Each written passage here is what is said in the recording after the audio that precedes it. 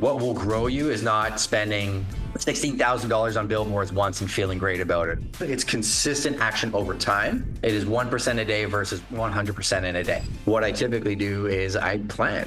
Like, where am I in my career today? Where do I want to go next year? And what activities will get me there? The people that are going to find the most success in real estate are not the ones that are the most reactive, but the ones that are the most consistent. But the key is you got to show up and you got to execute.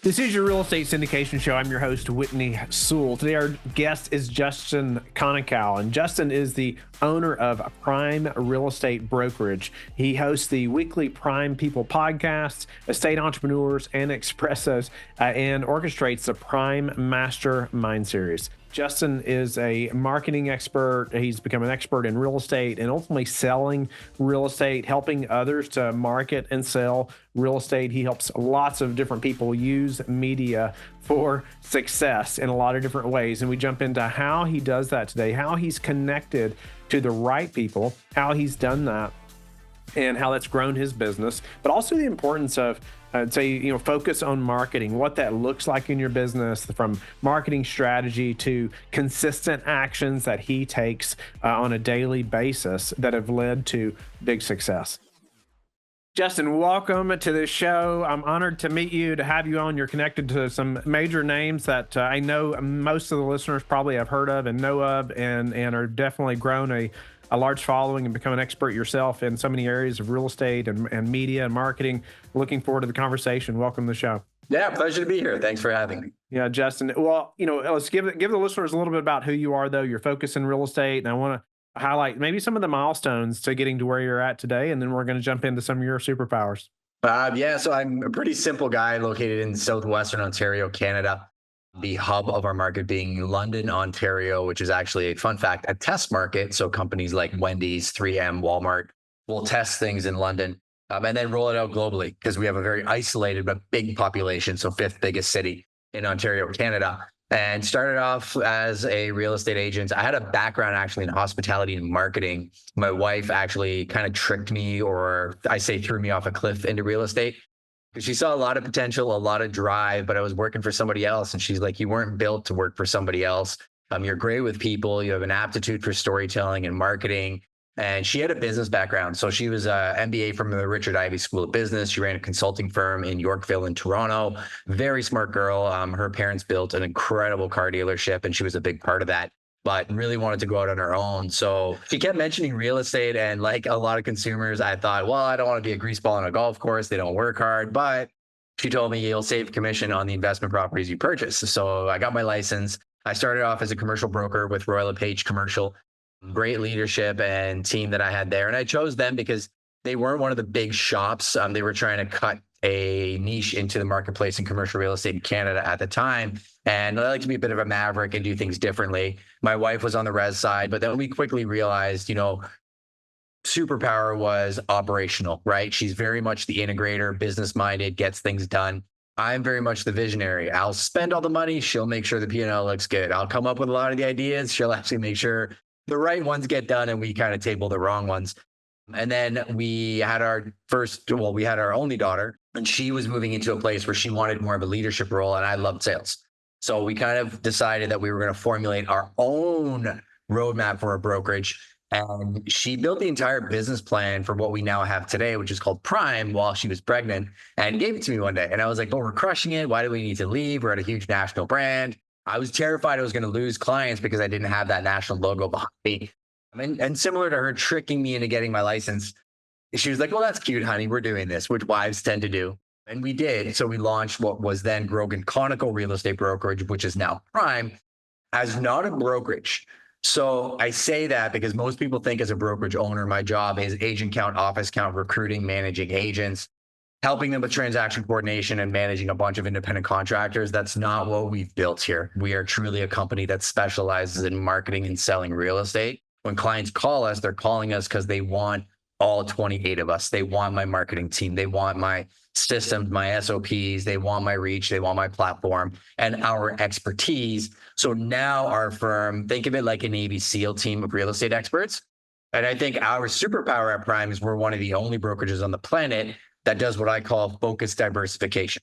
Residential, commercial, investment, luxury homes, new development, and agriculture. Because in my market, that farm that I sell is probably going to be developed into newer entry-level homes that those people are going to buy, then sell, perhaps buy a luxury home and invest in real estate. We wanted one ecosystem that curated all of that, and that's what we do now. Incredible. You said you all were crushing it. I love how your wife tricked you in some ways, maybe in some good ways, right? But you said you all were crushing it, but you all pivoted, right? And there was some fear there, no doubt about it. I love asking questions about this because I don't feel like it's talked about too often. But it sounds like you all were unified in that transition and that decision where there could have been a lot of fear around that. Like you even said, I'm going to lose my biggest clients and whatnot. Speak to how you all stayed unified through that transition that could have been very fearful and maybe not been together on. I would say it's the same as anytime you do anything scary, right? Like you're going after the big pitch meeting, you don't get the big pitch meeting. You're trying to elevate your career and maybe go in a different direction.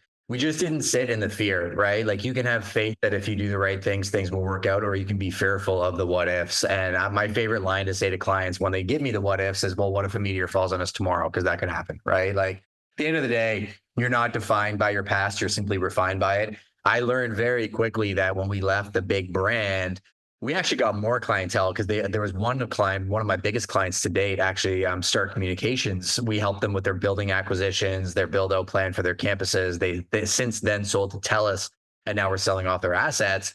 Shows us because we were local, we were them when they started Start.ca. I audited my people. And I'm like, it doesn't matter that we're not a national brand. And we only lost one client, which I didn't really think was a good fit for us anyways at the time, because they didn't believe in personal branding. They didn't believe in social media, marketing, reach. And I think sometimes you have to kind of let go of the past to grow into your future. The other thing was, I noticed that, the agents that got complacent and comfortable were the ones that slowly started drifting away, because there's always new hungry people coming with new marketing techniques and the market's always evolving.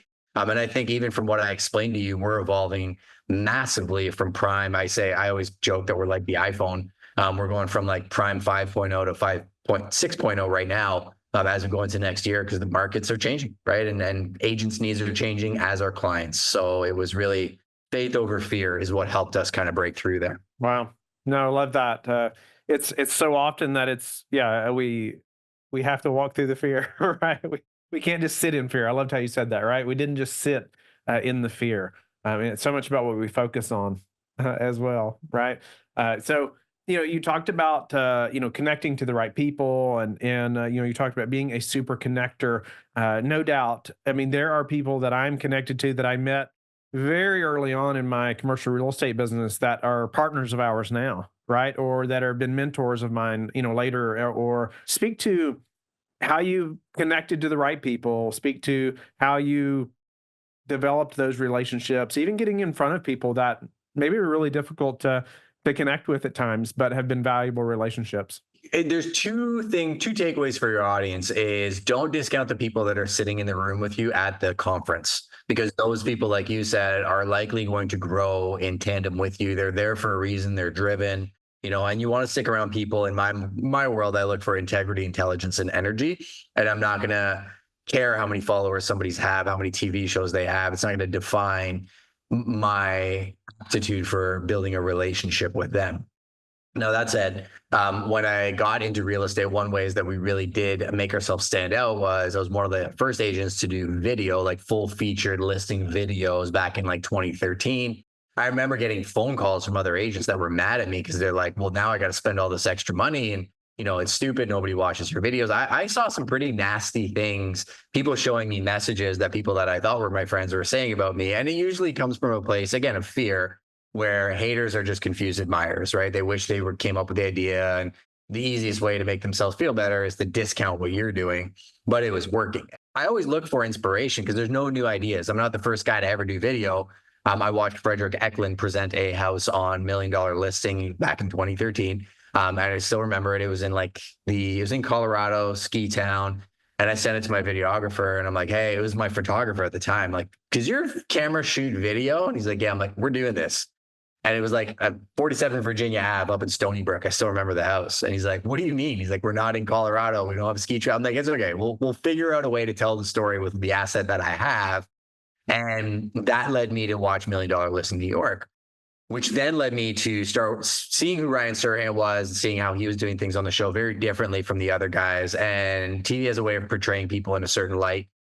And I got a call from a friend of mine actually to help him with his YouTube channel. Turns out this was a guy exactly like I described. He was growing his business in tandem with me. We were kind of in the same place of our career. We were going to investment summits together, speaking to our market, collaborating. And he calls me one day and he's like, hey, I need to start a YouTube channel. And this guy doesn't even use a laptop. So I brought my photographer down, went to his office, showed him, and he ran with it. His name's Jazz Takar. He'd be a great guest on your show. And his first podcast was actually with Ryan Serhant. Jazz has an aptitude for picking up the phone and calling crazy people and getting them on the show. And he's like, you need to meet him. And my exact response was, what's he going to teach me? He's in Manhattan. The same kind of mentality that I had sometimes early on in my career. And my wife pushed me and she's like, well, he's got something, like just go interview him and just pick his brain. Like you don't have to go there looking for mentorship or anything like that. Just go there and just have a conversation with him. So Jazz set up the first meeting that I had with Ryan in 2018. And I got so much insight into how he recruited, how he did his team splits, how he landed new development deals. Like he gave me everything in that meeting, no expectation of return. And I said to him, I remember I was in the car on the way home and I was about to hire a very well-known coach in real estate and cut a check. And I called my wife and I'm like, hey, would it be okay if I offer that same check to Ryan for that meeting once a year? And she's like, hey, I believe in you. Like, if you think he's got it, then by all means. I'm like, okay. So I emailed Ryan and I'm like, hey, that meeting was insanely valuable. Thank you. First, you don't know me from Adam. So, for taking the time speaks to your character. I would like to offer you this amount of money for that meeting once a year. I won't email you. I won't call you. I have no expectation that you become my coach or my mentor, but I believe in myself. And I will bet on myself that if you give me one piece of advice and answer a couple questions, that I'll go do the work. And his response was, hey, man, I appreciate that. I don't coach. I don't do any of that.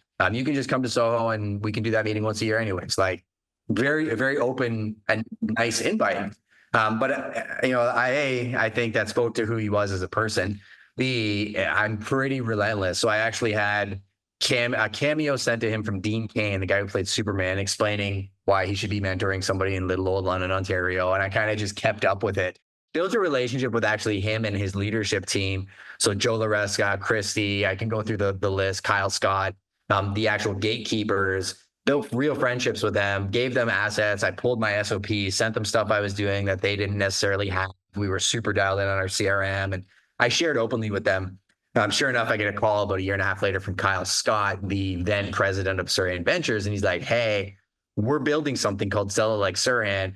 We want you to be the canary in the coal mine. Like you said, you wanted this. Do you still want it? I'm like, yeah, 100%. Like I'm going to keep coming back to see you guys anyways. And I could have gone for free, to be honest with you. But I like investing in relationships, and I wouldn't want to just ride the coattails of the relationship I built, and I wanted to give back. So I became one of the first pro members of Sell It Like Serhant, if not the canary in the coal mine, before the course even existed. And they beta tested a lot of stuff on me, would always ask me for feedback, good, bad, otherwise, onboarding new people, building the program out. Now that program is, I don't even know. It's got to be over 25,000 people globally. It's wild. They're having a big conference in New York that I'll be at in September. The lesson is, how did I build the relationship? Every year I went to see Ryan, I showed up with a question. A lot of people show up for the photo op. I showed up with a problem. I'm having an issue with my team and contract structure. I need to recruit new development was the second year. Do I franchise was the third year. He gave me an answer that wasn't necessarily the answer. It was his answer. But every year I went back, he was like, hey, how'd it go last year? And I was able to show him results. And I think the way you build mentorship and relationships with people that are way above your level is you give them a complex problem to solve because they like solving problems and it's fun for them usually when they're at that level. You can't really give them money or anything because they usually have a lot. You give them a problem, you ask for their opinion, and then you execute. The amount of people that I do interviews with, that I coach, that call me for advice, I give them advice. and then I watch them. And a year later, I'll see that they didn't do a thing. That's 80% to 90% of people will not do the work. You will get access to people way above your level if you simply show up, doesn't have to be perfect, and you implement the advice. And you can even push back and say, hey, I didn't work in my market. This is the adaptation that I made. They love that because they were you at one point in time. But the key is you got to show up and you got to execute. I could not agree with you more. And I can even say the exact same thing. There's some young men that I love mentoring young men who are trying to get started in business, whatever business they're in. It almost makes no difference to me, but I love to see the motivation, love to see the drive. And I'll often start with, hey, let's start with reading a book together and let's discuss it. I've even offered to pay a couple people to read some specific books and can't get them to do it. I'm like, I don't know what to do for you. Like, I don't know what to do for you, but I agree completely. I love seeing people execute. Right on, they've asked you good questions, and you've tried to help them, and I think it's a really good response. But unfortunately, most do nothing with the information or the experience that you've shared with them.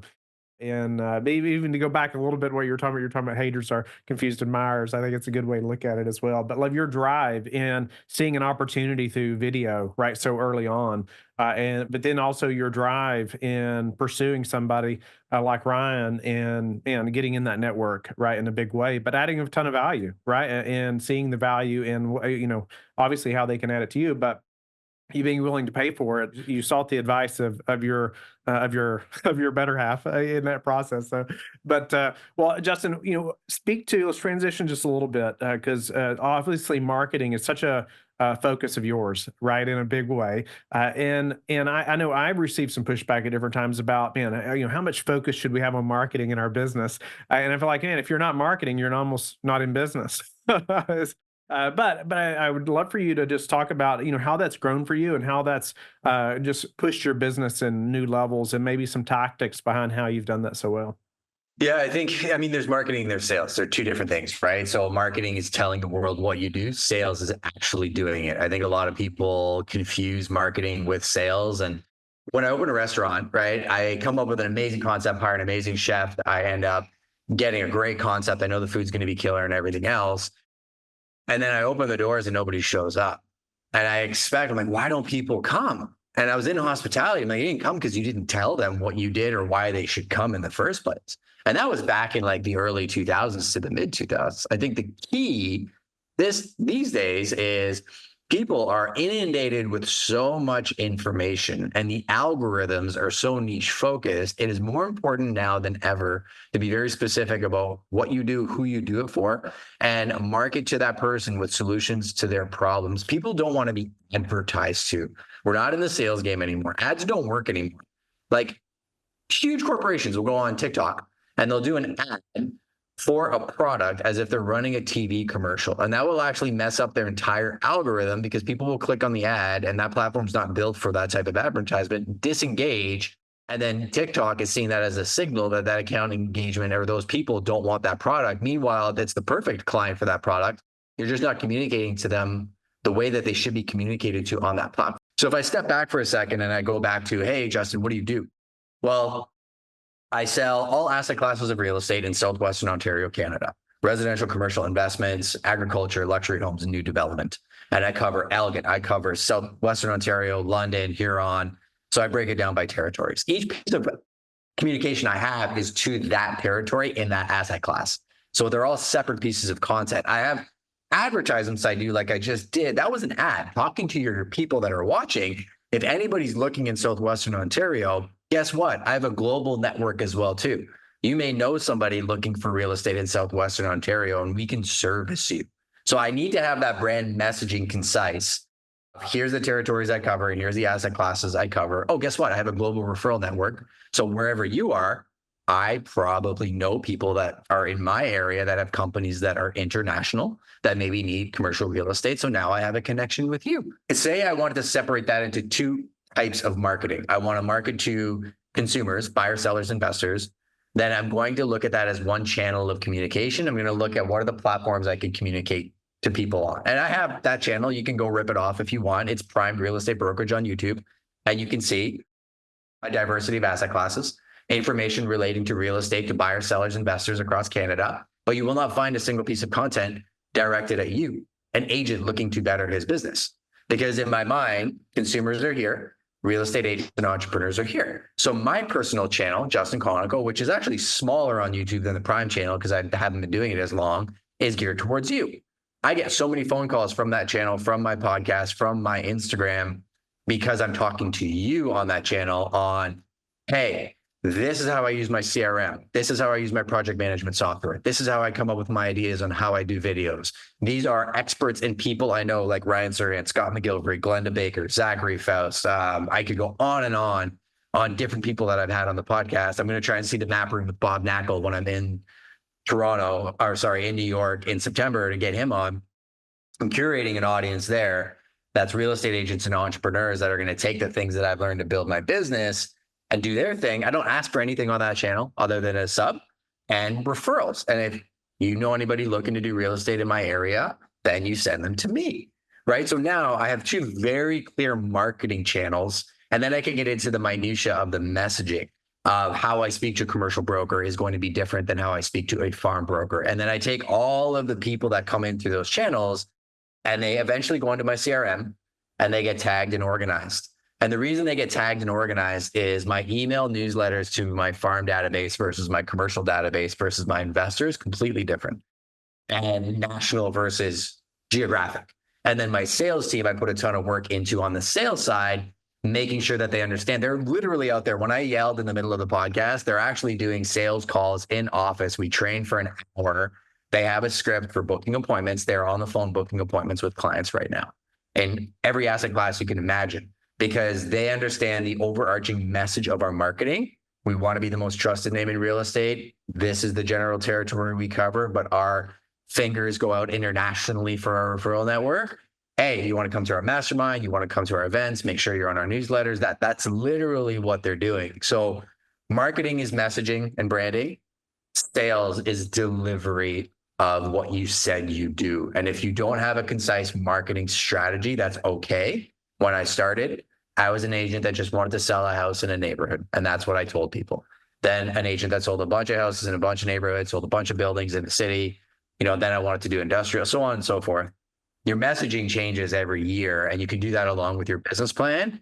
But last piece for you on the growth side of thing, what will grow you is not spending $16,000 on billboards once and feeling great about it, or doing one mailer to a commercial niche and saying that I do tenant representation. It's consistent action over time. It is 1% a day versus 100% in a day. So unequivocally, it's me showing up and doing 50 calls every single day, no matter what, prospecting. Showing up, posting one piece of content every day. It's learning how to turn that one piece of content into 26 pieces of content. It's learning how to schedule that content across multiple platforms so I can actually have time to do stuff like this when it seems like I'm everywhere and I have no time, right? No doubt.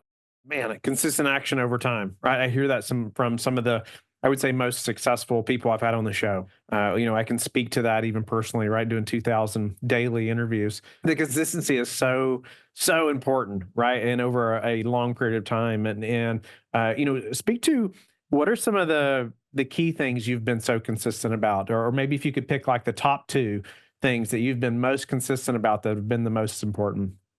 So the first is actually counterintuitive. It's engaging on other people's profiles.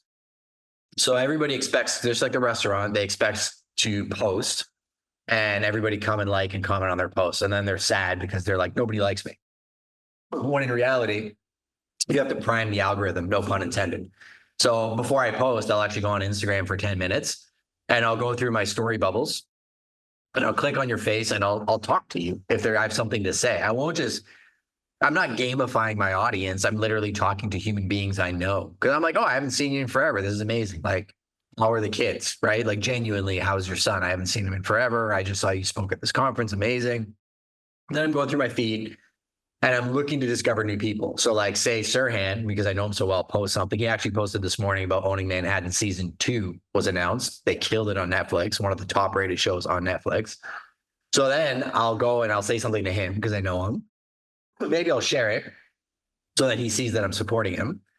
But then I'll go into his comments And I'll look at the people that maybe I know that I've lost touch with in his comments, which happens all the time because the algorithm is just, it is what it is. And I'll click on their profiles and I'll go to their profiles and I'll click on their stuff and I'll look at their comments. And I'm looking at synchronicity because of the fact that good people like good people. So I'll spend 10 to 15 minutes priming the algorithm. Then I'll post something every single day. And it's behind the scenes, lifestyle, active business, something to tell the world who I am and what I do. Now, I do have a strategy that I'm like, I can't just post photos on the beach every single day because I live by the beach and it's gorgeous and I love it. Because then my competition will be like, he just sells in that area. I'm in London.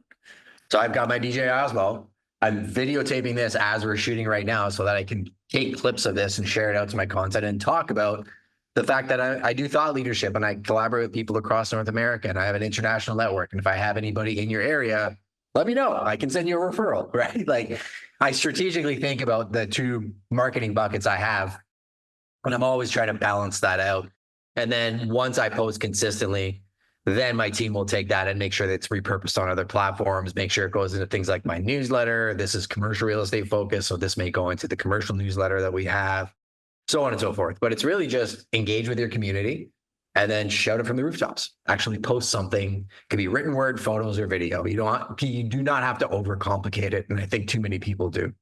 Speak to how you are so efficient with creating content, obviously around so many different focuses. You said focus diversification earlier, and you just said, hey, this may be used in this platform, but obviously not the other. It's not speaking to that audience. Talk about how you are able to create so much, but to kind of be everywhere, but to be very efficient with your time, right? I know you have a great team right now that's helping you with editing and all those things, but maybe speak to what you do versus what they do and how you're efficient with your time.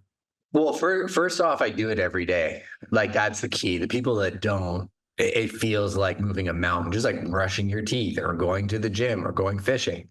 Like if you go fly fishing once a year, have fun with that, right? If you shoot a bow once a year, or do anything once a year, your body and your muscle memory is just not there.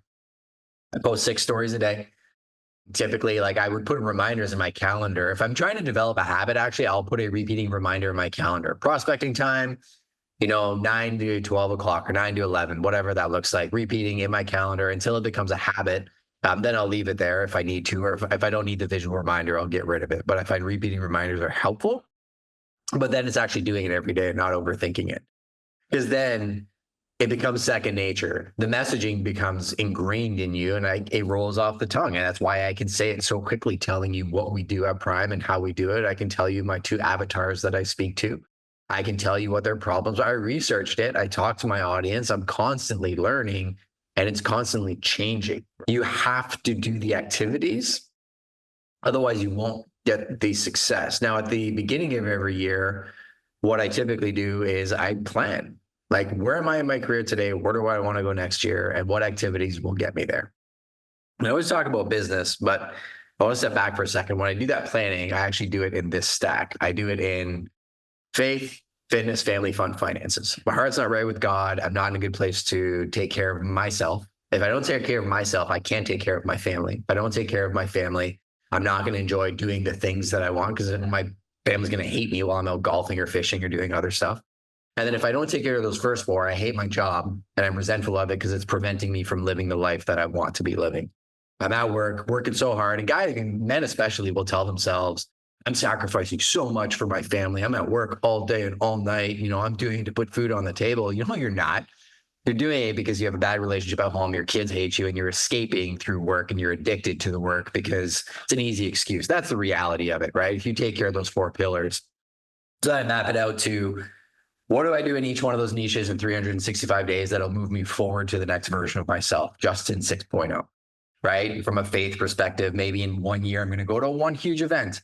Maybe on a quarterly basis, it's a retreat with a couple of close friends. Maybe on a monthly basis, it's taking time to break bread with people that are close to me. Maybe on a weekly basis, it's church. Maybe on a daily basis, it's prayer. So I really look at it in that capacity. And then I front load my year. I do the same thing on my fitness, the same thing with my family, same thing with my fun and my finances. So I front load my year and I book everything in my calendar. So like from a family perspective, somebody told me this once, I don't remember who it was, but it was such a good piece of advice. Plan one epic trip a year, take a month off, take a 5 to 7 day trip once a quarter. Do one thing a weekend that scares you that's within an hour drive because you probably have incredible stuff around you just don't go to because it's just a little too far. And then once a day, do something that scares you and put it in the calendar. Because if you don't put that 30-day trip in the calendar now, you're going to be too busy and you're not going to do it. It's going to force you to work really hard with the time that you have left to execute against your ambitions because you only have actions and ambitions. And if your actions are not leading to your ambitions, you either change your actions or you change your ambitions. And for me, what gets tracked and measured gets improved. And I do that simply with my calendar because I can look back and go through it. I'm actually doing I don't sell anything. I don't coach. I don't ever offer any of that stuff, but I'm doing a Zoom call in September. You're more than welcome to come to it, or your audience is like a bonus for them if they want, where I'm actually going to sit down and show you that process, show you my Asana, my calendar, share some kind of behind the scenes stuff. There'll be an NDA to sign because there's proprietary kind of information there just on my side. But I'm happy to show people how I actually do it. And that's the key, because then once I show up every day, my calendar is front loaded. I don't worry about what I have to do because it's already in my calendar. But it starts with planning, and you either fail to plan or you plan to fail. You only really have two options, right? It's the intentionality, right? I love the intentionality and the thinking ahead like that and having it written out, even putting it in your calendar. Then your entire team knows what's happening, right? Where Justin is, if Justin's busy right now or not, what's supposed to be happening. I've experienced that personally in a big way. And the more I can, even thinking back to the 80-20 principle, right? And cutting things off, and that I'm doing every week and even really enabling my assistant to be a bigger gatekeeper, right? As well, and that's been a growing experience for sure. So I can be more consistent with those things like you're talking about. But I love the planning piece. I recently did this thing called 100X with a guy named Lloyd Reeves. You should meet him if not. But if you don't know him, and ultimately we did just that. I mean, we laid out 5 categories and man, just went in a lot of detail for the next year. And I think that's been so crucial. It's been so, for just planning for the year, but also for my wife and I to be involved in that together. It's been very helpful. Now let's talk about just a minute on that planning process. And who do you involve in that? Do you seek counsel from mentors even as you think through that planning? What does that look like a little bit? It's always an ongoing thing. My wife and I talk about everything, right? So we talk about what does our life actually look like. I like Dan Martell's got a great book, The Buy Back Your Time, talking about executive assistants and VAs. Like, you should not be running your own calendar. You shouldn't be running your own inbox. Not the best and highest use of your time. You should be putting parameters around what gets greenlit and what doesn't. This podcast got greenlit. I get so many podcast requests a week for guests for my show, as well as to be on other people's show. And a lot of them get a no, but she even knows how I think. And she'll look into the guest. And I don't care about the viewer count. I just more care about the person and what the angle is, because a lot of times people are just trying to use your imagery and your voice for their end game, like almost like a TV commercial for whatever they're doing. And none of your content felt like that. So this got greenlit very quickly to get through. So there's that. So I think your leadership team needs to understand your vision. I think your direct reports need to understand where you're going and how you're trying to improve the system. My new development guys out there, we're going to talk after this about our new development website, some new stuff that we're doing to grease the groove and make it easier to find information on sites. And then when it comes to personal planning, I think I have mentors in every single capacity of my life, from the faith component to the fitness component, from my family component. There's people that I respect. But I also think there's a caveat I want to put to all this, where it sounds great in practice and like I have it all together. I fail more than probably anybody listening to this. Nothing's perfect. The methodology is there as a framework, but I only hit my calendar 70% of the time. Things get missed. I let people down just like anybody else. I'm a human being at the end of the day. But I can tell you, if you have a framework and a plan and you have people that you admire that are giving you their time, your level of commitment and action will be 80% more, 90% more than the rest of the world. And your results will be in the top 1%.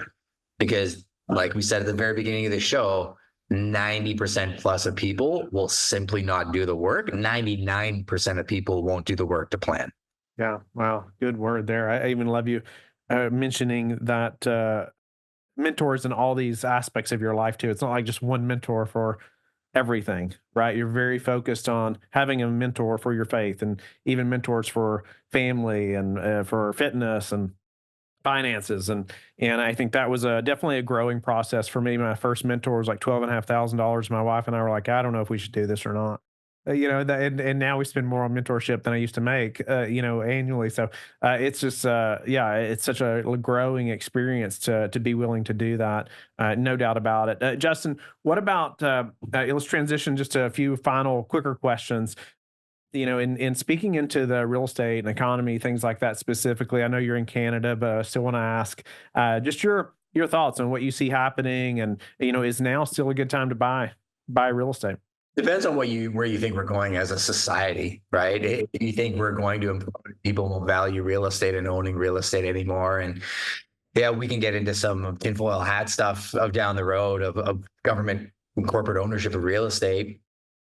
It really, I think that argument, some people would say no, because it won't go up as quickly and as long as it would. I would go the other way. I would say if we are terrified of corporate ownership and, us not owning homes or the next generation, just home ownership not being what it was when we grew up, I'd say it's probably more important now than ever, because the affordability factor of owning real estate will be dead and gone. Like, you will either be a mega corporation or ultra rich, or you will be renting from one of those two people. And I think that's because of a few different factors. And I can talk nationally because I interact quite a bit with agents across the border, because we're very tied to what happens, right? Like, we're going to drop rates likely on September 6th, because we already know that you guys are likely going to drop rates. We move in lockstep with the US. I like Canadian government and banking policy likes to pretend that they're independent of the states. We're not at all.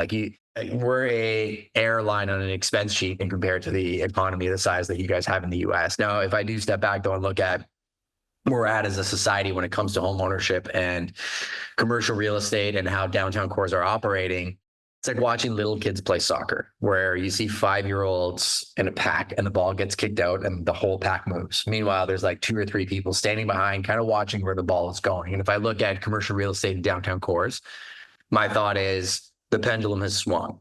Downtown cores are not as desirable a place to be because of open drug use, crime. It just doesn't feel safe, and it doesn't feel safe. The parents aren't going to take their kids there. The parents don't take their kids there. The business don't invest there. Nobody wanted to go to work for years. So you didn't even need an office anymore. And then we're talking about residential conversion of commercial office towers because, oh my God, we don't need office space anymore. I feel like that pendulum has swung dramatically, and people are realizing that you kind of we get it. We understand the hybrid, and you don't need to necessarily check a box if you have a miserable job working for a company that doesn't care about you, and you can phone it in. But we also know that people are quiet quitting. They are not actually working. You can buy devices on Amazon to move your mouse.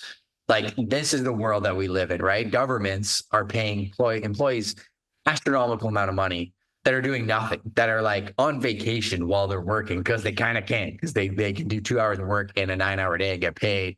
And I think technology is going to make it such that a big portion of those jobs will either be forced back into the office, into a hybrid balanced environment, or just won't exist anymore. And I truly do believe the economics of downtown cores are becoming such, and I'm seeing the calls now that people are looking to reinvest in downtown. I have a builder that could do a beautiful showroom anywhere in the city, and we're targeting a building in downtown London. And it would be unbelievable as a location to bring clients, to show people. I see the vision of what he wants. He's 5 years ahead of his time, and everybody's going to be like, you're nuts to be in that area. But downtown London's looking to clean it up. They're looking for ways on how do we get more commercial tenants downtown. Justin, what do we need to do so that you're not taking them to the shiny new buildings on the outskirts of the city? How do we make our downtowns amazing again? And these conversations happened back in 2015. We worked hard for 5 years to make it happen. Then COVID happened, which threw a nuclear bomb on everything, became what it was now. But I bet you your city's experiencing the same thing. And that pendulum is going to swing, and it's going to be back and forth, I think, in perpetuity. The people that are going to find the most success in real estate are not the ones that are the most reactive, but the ones that are the most consistent. And I'll speak one more point, because it's not a short answer at all for your audience. For commercial real estate agents, think about going back.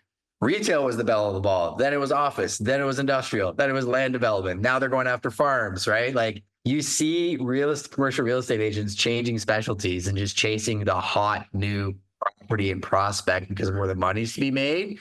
Yet when I zoom out and I look at the agents that have actually killed it over a large portion of their career, Bob Knackel's a great example.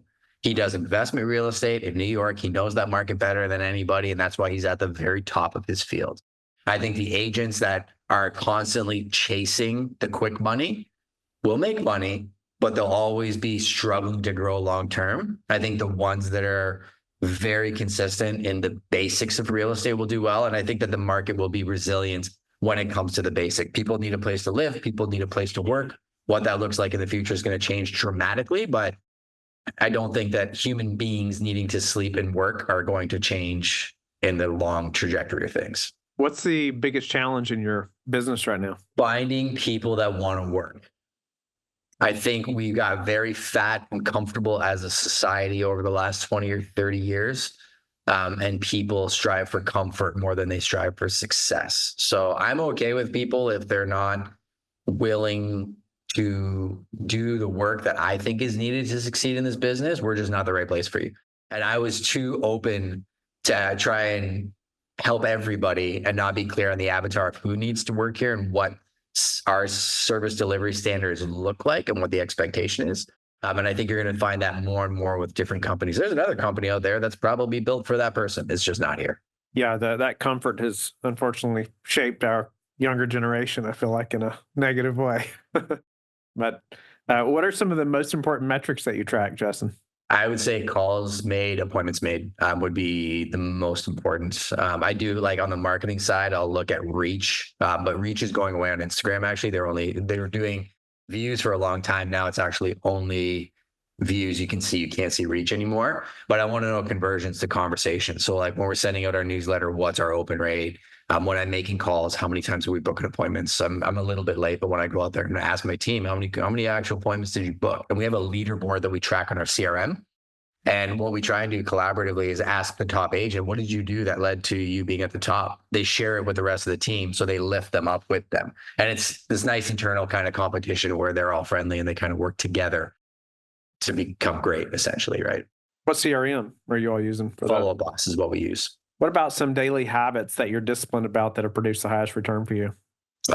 Same thing every day. My Miracle Morning. Miracle Morning for Real Estate Agents is a great book, but I wake up, first thing I do, don't touch my phone, get into prayer, read the Bible. That's my spiritual. Then I work out, don't touch my phone, don't touch my email. Then take care of my body. Then I'll mind sweep and time block, and I'll go over that on the Zoom call that I do, but I dump everything in my brain, organize it in my digital brain. Then it goes on my calendar, or my assistant puts it on the calendar. Then it would be learning. So I used to listen to all kinds of fun podcasts first thing in the morning, but your brain's a sponge. So I thoughtfully learn something that tracks to my ambitions. Then I get into my team, catch up with my direct reports, communicate, because if you're not communicating with people, they don't know what's happening.